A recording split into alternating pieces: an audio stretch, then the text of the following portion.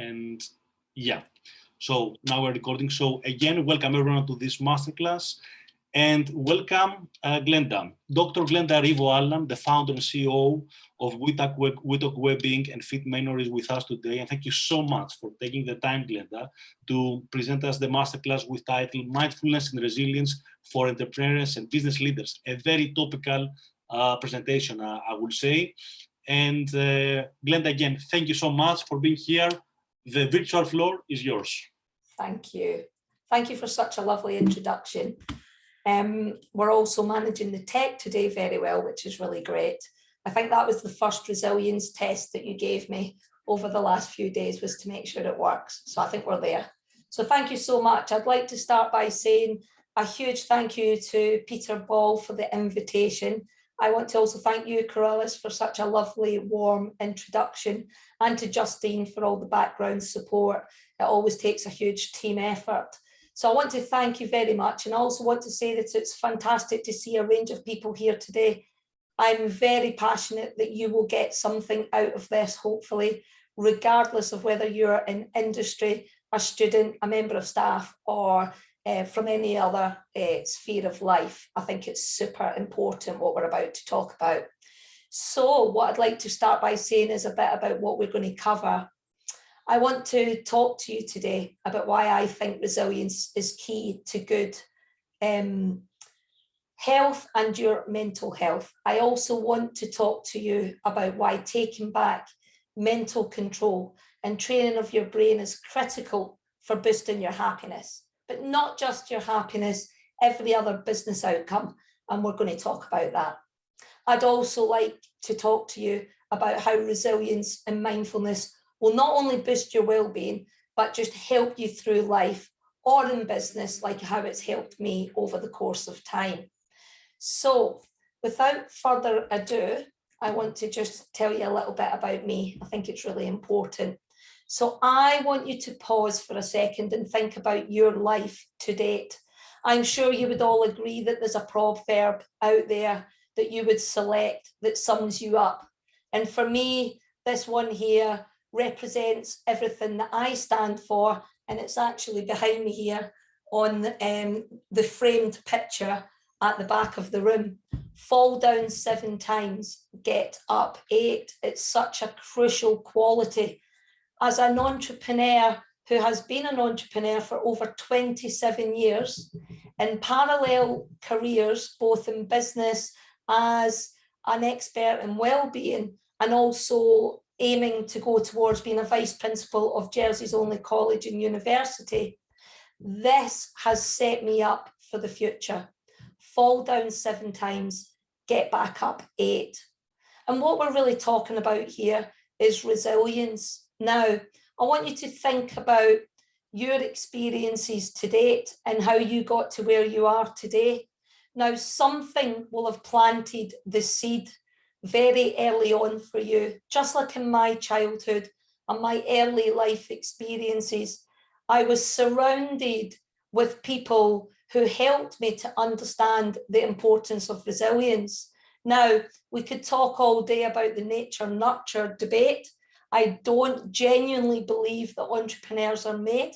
I think we have some qualities that we are born with, but I also think it's about nurture. And I want to start there by saying to you that please remember that you become the person that you spend your most time with, the 3 people that you spend the most time with. So as I've grew up, the qualities that I learned to become a successful entrepreneur was resilience, perseverance, and having some perspective. And we're going to talk about that in a minute. So I just want to set the scene for you. People ask me this all the time about my entrepreneurial journey. And in all honesty, it has been no different to anybody else's. You have the good, the bad, and the ugly. You have the highs, the lows, but when you find that moment that just lights the fire in your heart, it spurs you on to want to do it more. But I'm sure you would all agree, whether you're an entrepreneur, a business leader, or a manager in a college, or a public sector manager, or you're a student, life is tough. So I want to stop you there and think about what we do on a daily basis. I'm not just an entrepreneur. I'm a mother, I'm a wife, I'm a friend, and I'm a colleague. And you know what? Despite how many qualities that we have, it does take its toll. It can take its toll. So resilience is key. Now, I want to stress to you, the picture on the right really does mean a lot to me, because after 2 of my biggest career highlights, where I was lucky enough on one of my earlier brands to be acquired, and I actually was bought out of an early business, and I did become vice principal of Jersey's only college and university, I had the mother of all meltdowns. Now, I'm sure that big kahuna, the black cloud that comes in, and you do not know where it came from, but it happens. And I'm sure there are people here today that have had something similar. Now, I'm not going to talk about it in depth, but after 2 years of workplace bullying, Glenda was broken. Glenda was burnt out, resilience was drained, and really there was nothing left to give. And that is a position that when you get to it, it is extremely difficult to get through it. And it's also extremely difficult to get back to where you were. However, sometimes I'm a great believer in life that you get what you need when you need it. Now, this was my timely discovery.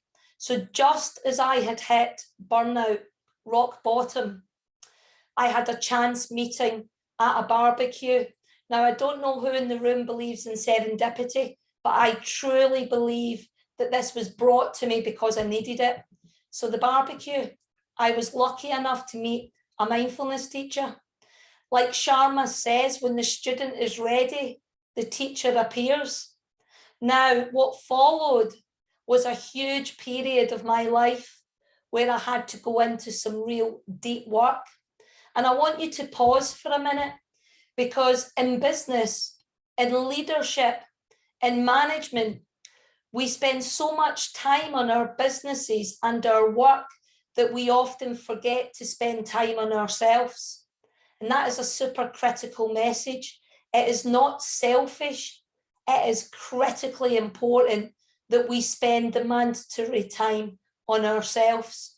Now, what's really interesting here is I believe in life that you sometimes have to go through pain and difficulty and experience it for all that it brings, to then understand how to celebrate true happiness when it falls on your doorstep. Now, this is a bit of a quick story. That deep work was over 2 years. I'm going to talk about the things that I did. However, when you do the deep work and you are no longer with tunnel vision, you are no longer not seeing the wood for the trees, we open ourselves up to opportunity. So out of great chaos came huge opportunity. When your mind is open to explore the possibilities, it's amazing what you can achieve. Soulgenic was born, the brand. I finished the doctorate in mindfulness and resilience because I realized that it was so profound what mindfulness and resilience did for me in my life that I wanted to go on and study how it could help other entrepreneurs. Now, there's a really cool part of this story, but Soulgenic, despite COVID, was acquired in 2020 by the world's largest fitness brand. And that gave me great financial freedom to now spend more time with family and understand what it's like to really, really stay true to your values. So I want to give a message here. When we do that deep work in ourselves, it opens up opportunity. And with opportunity comes freedom. And with opportunity comes potential happiness. Now, why does this stuff really matter? Well, here's the deal. We are more stressed than we have ever been. We are living right now in what I would call a stress epidemic. Business leaders are feeling the pain. I'm sure you would agree that COVID and the events of the last 15 months has not helped in that regard. Work-life balance has been tougher. People are feeling the pain. It is coming out in symptoms of not just stress, but unhealthy symptoms. And that is a real warning sign. And I do want to stop and reflect on this for a moment. 1 in 4 people are suffering a mental health challenge right now across all of the environments that we work within. I'd like you to put yourself in other people's shoes for a moment. We are bubbling away towards what we would call the big stress epidemic. And with stress comes burnout. And as I said earlier in the presentation, this is a very tough thing to overcome. And it's not a place that I would recommend that people get to. So I just want you to stop for a minute. What is filling your stress bucket right now? Workload, feedback, conflict, deadlines, money worries, family, work. It's really quite overwhelming the more we think about what is going into our stress bucket on a daily basis. I now want you to think about what you're taking and thinking about that can help you release the tap of the stress, to help drain away the stress and make for better well-being. What are you doing to care for yourself? And it's a really important thing that you need to think about. If we are not dealing with the stressors that are building up our stress bucket, it drains our resilience and it lowers our ability to cope. And when we do not cope, we are not productive.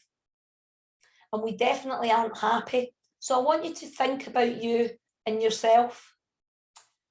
I'm going to pose a question to you. I believe that our success happiness formula is slightly broken. We think if we're successful, we'll become happy. I think we might have that the wrong way around.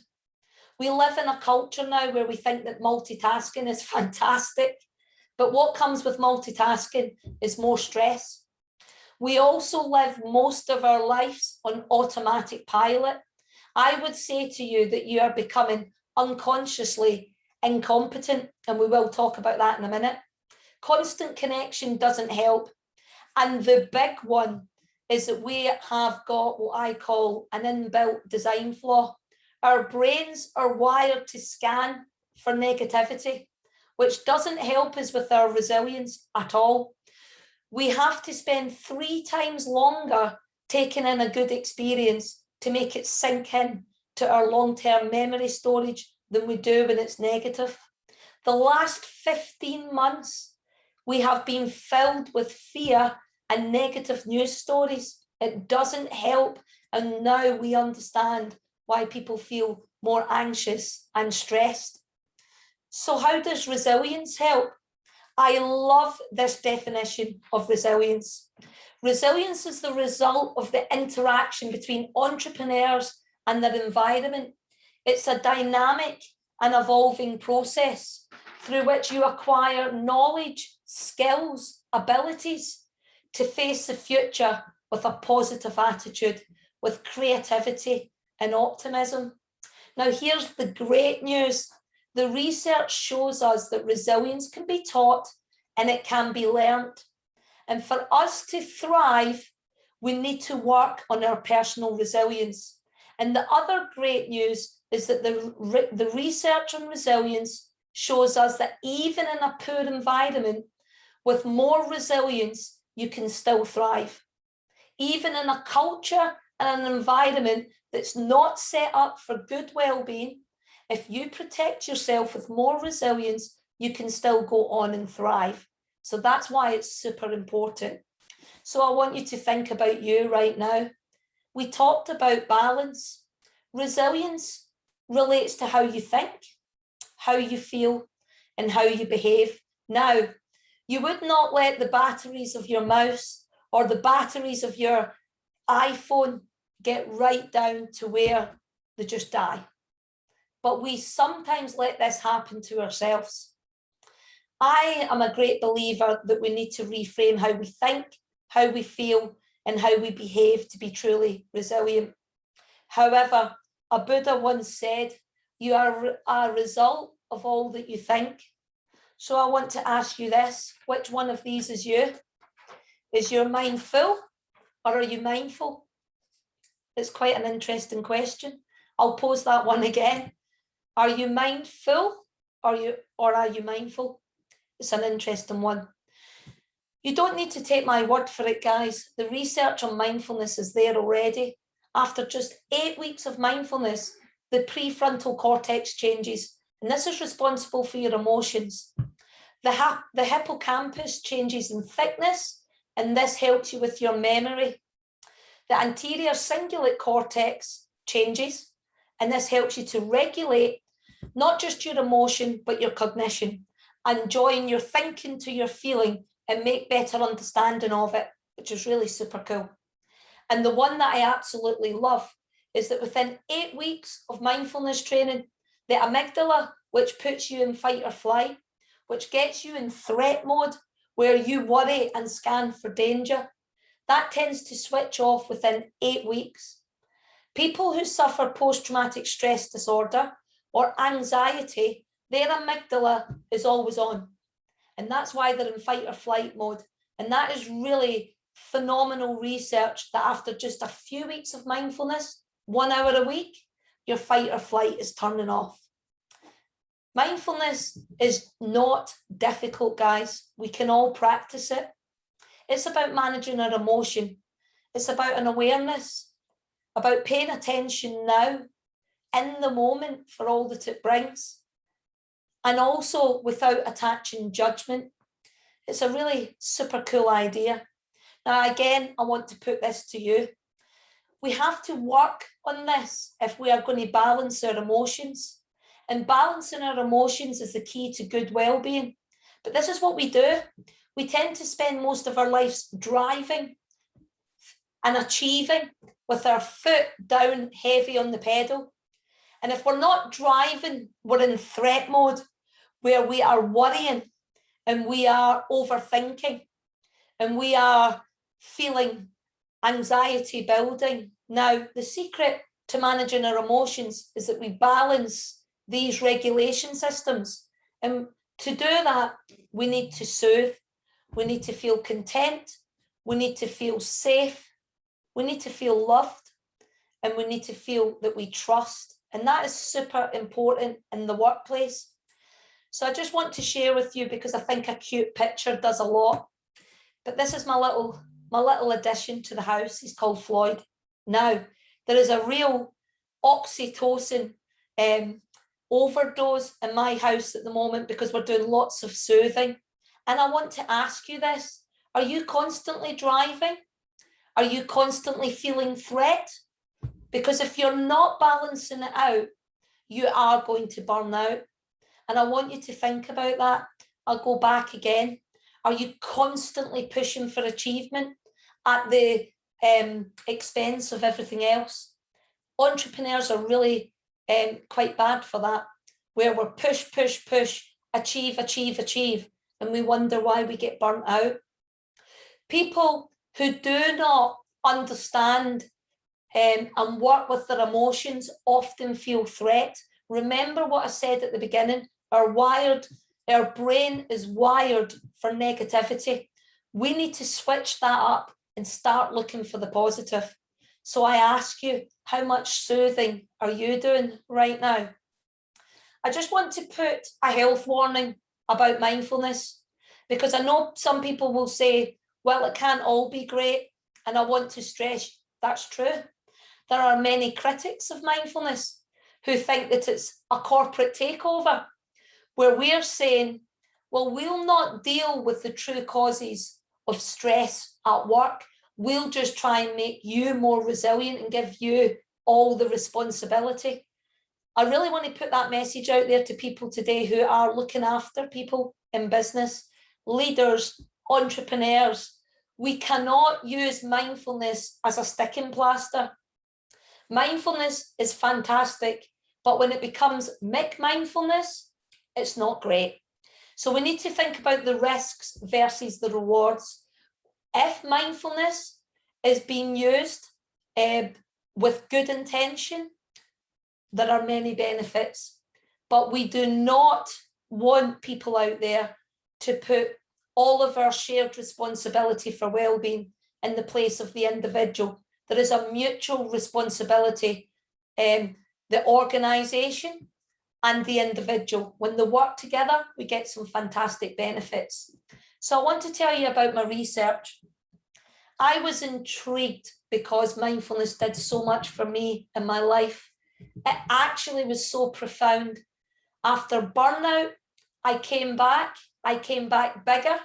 I got one of the most successful acquisitions of one of my new businesses that I've had to date. So I was super interested to do the research. There are many people out there that say mindfulness improves resilience, but not many people had tested it. So I put 28 entrepreneurs through an 8-week mindfulness intervention based on Kabat-Zinn's mindfulness-based stress reduction. And we tested them on week 1, week 4, week 8, and after 3 months after completion. We looked at the key well-being measures of resilience. We looked at mindfulness. We looked at perceived stress. We looked at mood, and we looked at people's life satisfaction.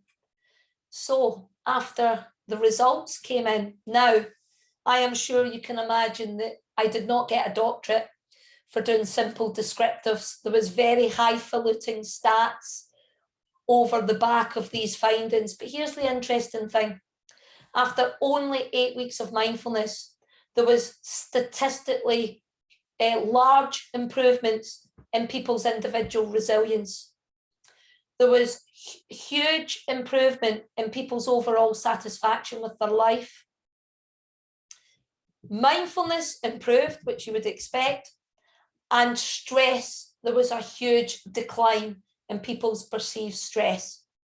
The other fascinating fact is that when we started with this group of entrepreneurs, their mood was classed as elevated in terms of the normative data that we had available to us for scores and profile of mood.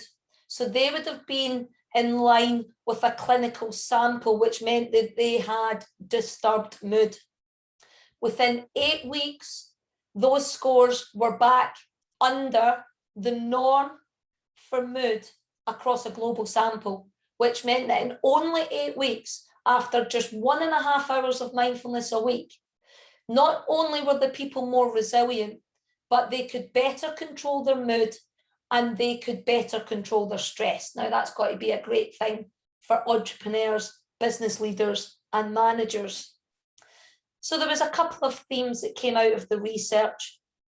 We found that mindfulness is highly linked to the concept of self, and that resilience and mindfulness together help us develop not just our self-awareness, becoming much more aware of who you are and who are you being when you are being what you be, but also understanding why you are being what you are being. So there was a great improvement in people's, not just their self-awareness, but also their self-knowledge, which combined lead to improvements in self-concept. Now, what were people doing following our research? And I ask you if you are doing any of these great things. Well, what we noticed is that even after 3 months, people were still living more mindfully. They had switched off the automatic pilots and they were living in the present. They were practicing. Now, that's the sad news. It takes practice. The Buddhist monks have been practicing for thousands of years, and even they would say that they've not cracked it. So it's important. It's about practice. People are doing daily journaling. Some people continue to practice meditation. Most people understood the power of random acts of kindness and looking for the positive, as opposed to how we are pre-wired for negativity. So the importance of developing healthy habits is absolutely critical to optimal well-being. I ask you, what are your habits right now? Are they conducive to optimal well-being? The other theme that was really special is that what we saw from the group of people that we worked with is not only were they more resilient and they were more mindful, but there was a complete shift in their values. And that's really powerful. And I want to give you a personal story. When I went into the deep work and worked on myself, I realized that much of what I was chasing was no longer serving me. Like many people, I was chasing material achievement. You realize that the bigger car or the bigger house no longer serves you. I was chasing status and realized that the bigger job title was not serving me. It's quite remarkable that when you start living more mindfully, that it really develops your self-awareness of what it means to be you and what it meant to be Glenda. And Glenda realized that the three biggest values that are important to Glenda was freedom, family, and health. And I do put to you guys that even as a successful entrepreneur who has gained financial freedom through their businesses, the biggest, most important thing to you is not financial wealth, but health. Health is your wealth. And I want you to think about that. When you develop your values around health, your work relationships improve, your home relationships improve, but most importantly, your relationships with yourself improves. And for me, that was the most profound and biggest change in my life, is that the relationship with me profoundly changed. So this is what I commit to now. And these are mindfulness practices that I can't do and teach you in 40 minutes, but I want to tell you about them quickly. We live too much of our life in automatic pilot, where you don't even think about how you got to work in the morning. You don't remember what you ate for lunch, or you have lunch at your desk while you're trying to do 10 other things. We need to get back to the power of the present, being fully immersed in all that you're doing for the beauty and what it brings. So I now come at things not with that unconscious incompetence, but I am trying to come at things now with conscious competence as beginner's mind. When you come at things with a beginner's mind, it is fantastic how much you open yourself up to new observations and new learnings. When we are going about our lives in automatic pilot, we miss so much of the beauty. So coming at things with the power of the present is really important. I want to challenge you to try and do more being rather than more doing. I was brilliant at doing. I had mastered doing for 27 years. But if you are always doing and not being, it will catch up with you. I want to talk to you just briefly about mindfulness of thought. It's critically important that we can start to consider that our perception becomes our reality. Who tells you that you're not good enough? Who tells you that you will fail if you even frame it as a failure? When we learn to understand the power of our thoughts, and when we learn to understand that Clive, who lives in your head, I call him Clive, who is a roommate in my head, and he lives rent-free. He doesn't even pay me rent, but he's in there trying to sabotage my best work. When you realize that you can put Clive in his box and decide that you are going to work with a different narrative, it's very empowering. So I've worked now really hard at dropping those limiting beliefs. The next thing I want to stress is that mindfulness is not running away from difficulty. Far from it. Remember, I said to you that you sometimes have to experience pain to experience true happiness. I really want to put that to you. Some of my most incredible learnings came after some of what would be my biggest, and I'm doing this, failures. Because I realized that they're not failures. They're just essential learnings to take forward for the future. And they make you so much stronger as a result. So guys, embrace the difficulty. Remember that everything is temporary. That's the cool thing about this. When it gets really bad, it's temporary. But when it's really good, it's also temporary. So we need to enjoy it for all that it brings. I want you to start thinking about taking in the good. We are really great at sucking in negativity. So for the next week, I want you to try and spot what's absolutely great about your business life or your life at work or your life at home, because there is always someone who is worse off than yourself. Let's start looking at rewiring our brain for happiness and taking in the good. And I want to stress to you, Rick Hansen, the famous resilience expert, he says that there are two wolves in our heart. There's the wolf of love and the wolf of hate. What one are you going to feed? 5 times more you need to take in a good experience than you do a negative for it to sink in. Let's now start scanning for the good. The pandemic taught us about the gift of time. We were all given the gift of time. I ask you guys to make it count. It's not a dress rehearsal. Time will give you no refunds, so make it count. And if you practice some of the techniques of mindfulness, not only do you become more resilient, not only are you going to thrive, not just survive, but you will spot more opportunity. Opportunity doesn't just come down to luck. You've got to open up and come out of tunnel vision so that you're able to spot opportunity when it presents itself. So I want to leave you with a few thoughts. I feel that mindfulness is potentially a hidden gem. I think it can develop ethical entrepreneurship. I think it can bring us back to a more humanistic way of living, as opposed to a way of living that we've embraced that not always serves us when we look at the good and bad of capitalism. Is it a different way of working, but also a way of working that can still work?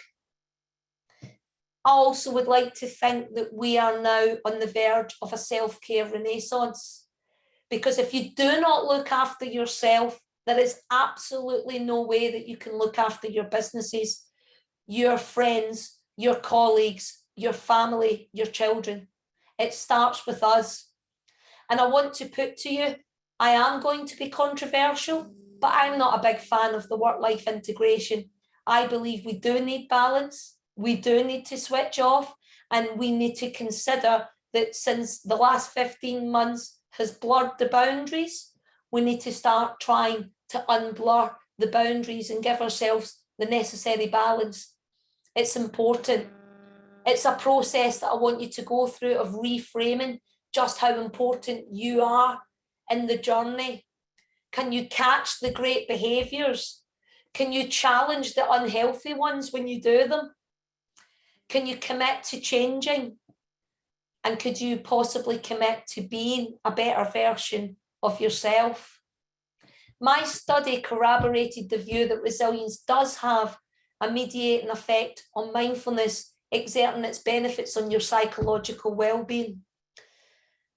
My study put forward support that it's got potential benefits for entrepreneurs and leaders. We do not have to be tough all of the time. We do not have to have the foot on the pedal all of the time. We can still be super successful with balance. And with balance, we will cope better on the journey and will be able to last what is a tough entrepreneurial journey. And I put to you guys, if you start to work on your happiness first, then we inadvertently pave the way for success as a result. I want to thank you. There is a lot in there, and I really hope we can get some good questions. Glenda, thank you so much for your presentation. Personally, I was absorbed in the content. Maybe I was very into the mindfulness, and I really need to practice all these things that you just said. But I think it was very interesting. I've thought that, you know, you're talking for about 30 minutes. I thought it was like 33 minutes, 5 minutes. So thank you very much for this.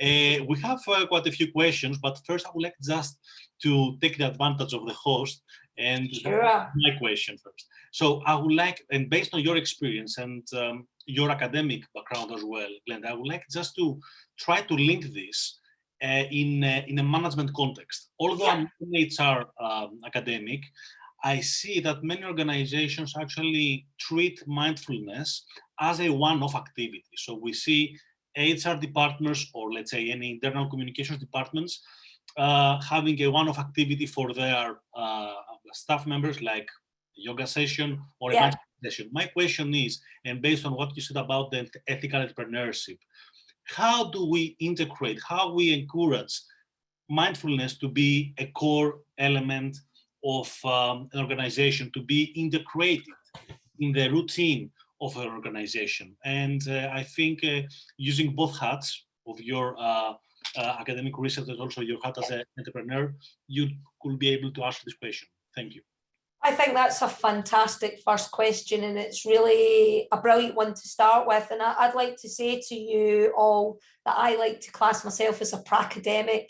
So practical, because I am a serial entrepreneur, but I'm also a big fan of academia. And I do absolutely believe that we've got to do and continue to do the necessary research that shows that this is not an abstract, fluffy concept and something that people really struggle to grasp. And I think that that's what's been so fantastic about my journey, is that I've been able to show people the practical application and also that it works. I'm sure that people would be fascinated when you look at MRIs of the brain and the fact that the pathology of the brain has completely changed within a matter of weeks. I think we've got to get the message out there. I think that the message has to be clearer. I think that we've also got to destigmatize that mindfulness does not mean deep meditation, because that is difficult for many people. To be mindful is living in the present. We can all practice it. And you make a great point. I think that we've got so much more work to do, but I think people who have the benefit of experience and how it's helped to shape their life need to be more vocal about how it's helped them through difficulty. We sometimes are scared to talk about the not so good things that happen to us in our lives. And actually, mindfulness helped me when I was at my lowest point, not when I had my biggest successes. So it's about doing the research, getting it much more out there, much more visual, and also sharing the fantastic case studies of people like me who have had life-changing benefits. But it's also critically important that we do it in a way that organizations understand. We do need to talk about productivity and key performance indicators, because absolutely it's important that those outcomes are still met. But what if we just said to people, if your organization's employees were just happier, could that be enough? Because we now know that the research in happiness also shows if people are happier, your productivity goes through the roof, your absence comes down, your presenteeism comes down. It's all linked, but I think it's just about awareness, Corellis. Thanks, Glenda. Thanks. Let's go to the questions from our audience today. We have quite a few questions. So let's start from William, and that's also an interesting question. What is the definition of burnout in this context? What are the symptoms?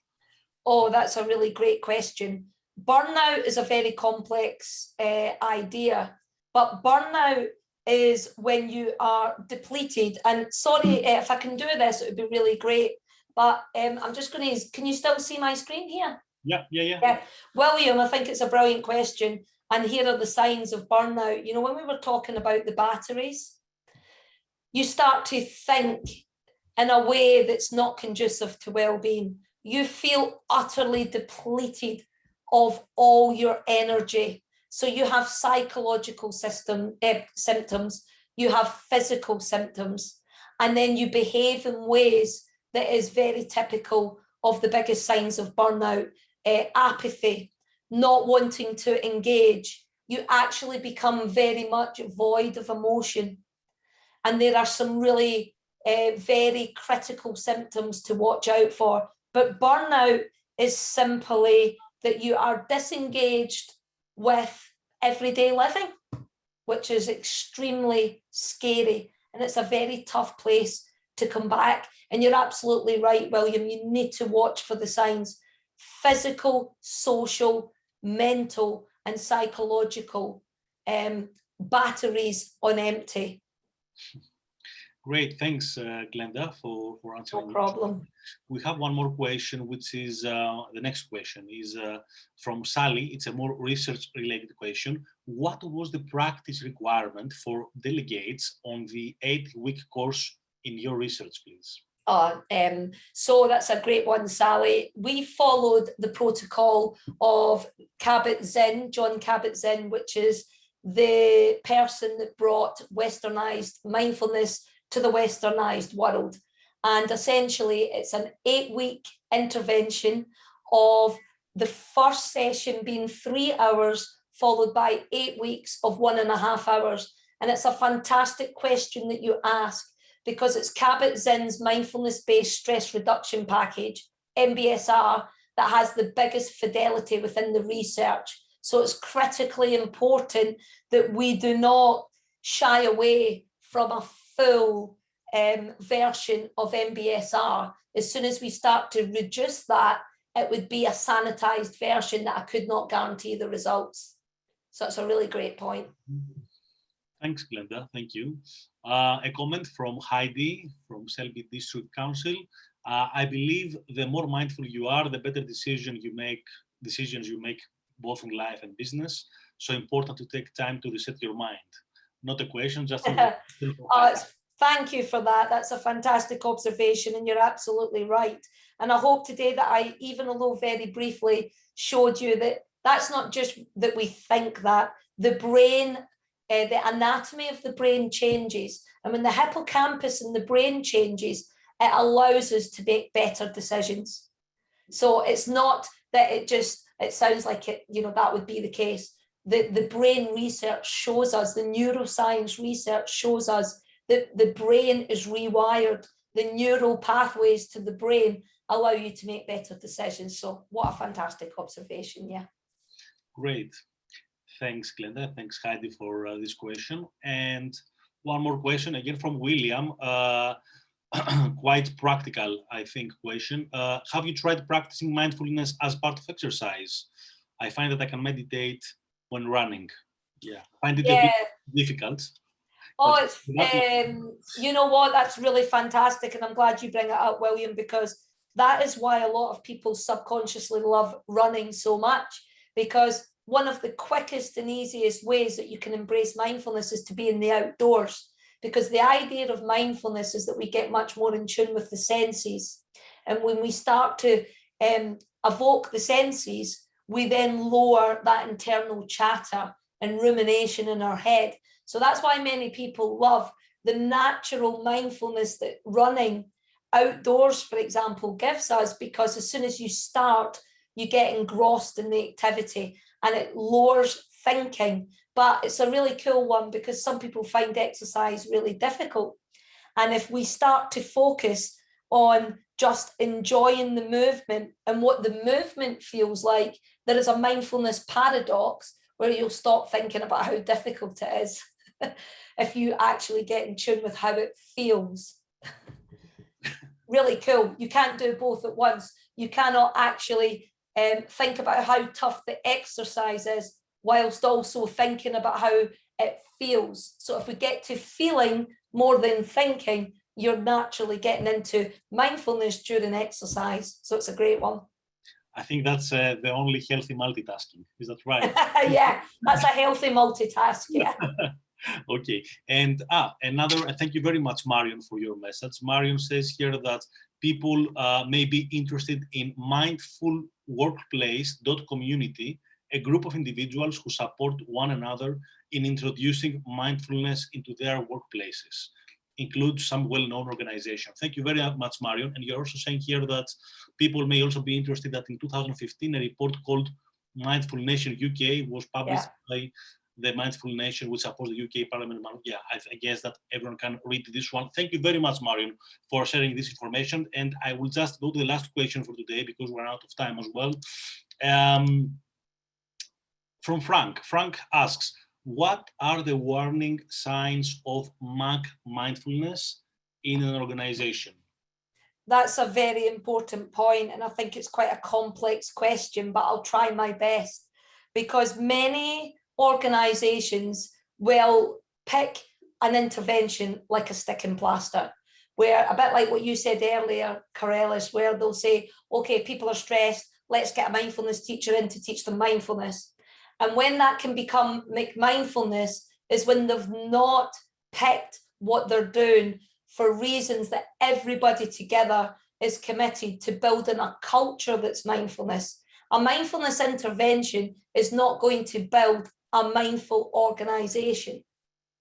It's really critically important that we can't just put the blame, the systematic causes of people's stress, only back to the individual. So it's important that a mindfulness intervention is rooted in the culture of the business, is the role modeling of those behaviors in the business that promote mindfulness on a daily basis, not just during the 1.5 hours of the intervention.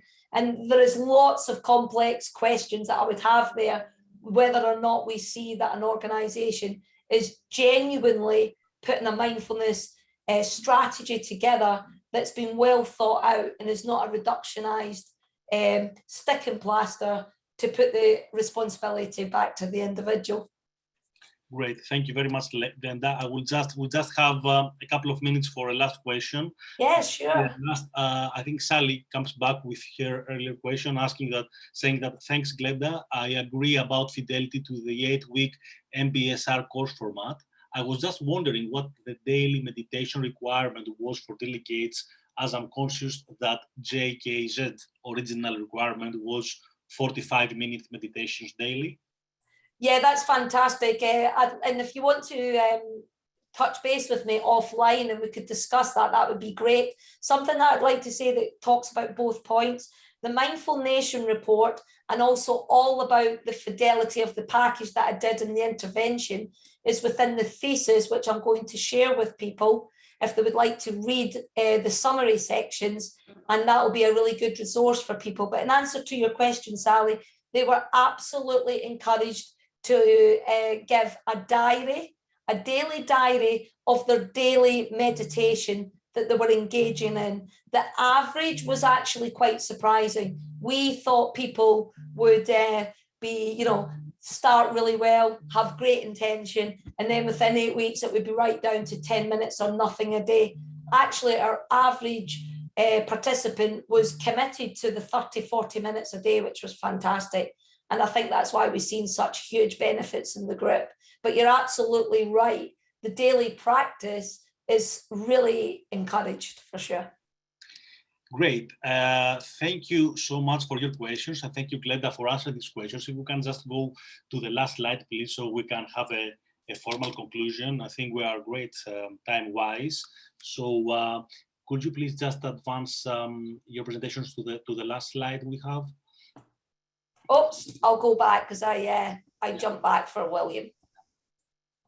Yeah. And Sally just says thank you and appreciates the focus on the actual regular practice. And of course, I would like to say, as we do with all of our speakers, feel free to contact them if they're later after the session. And I think this is why also we are doing this, so we can bring different people together. So before just closing the session, let me just remind you that next week we have a circular economy series masterclass with Chidubem Bufo from West Yorkshire Combined Authority. We're going to talk about reimagining business in Yorkshire using the circular economy. Stay up to date with our next future masterclasses. And I would like just to say here, thank you very much, Glenda. It was Dr. Glenda Rivoallan, founder and CEO from We Talk Wellbeing and Fit Manor. Thank you so much for taking the time to share with us this very relevant topical presentation and content for your expertise and from your experience. And thank you so much for answering all these questions with such a great patience and I will say enthusiasm. So thank you so much. Thank you so much. Thank you, everybody. It's been a pleasure. Thank you so much. And I wish you a very nice evening. Thank you, Glenda. And with that, I will just stop the recording now. Thank you.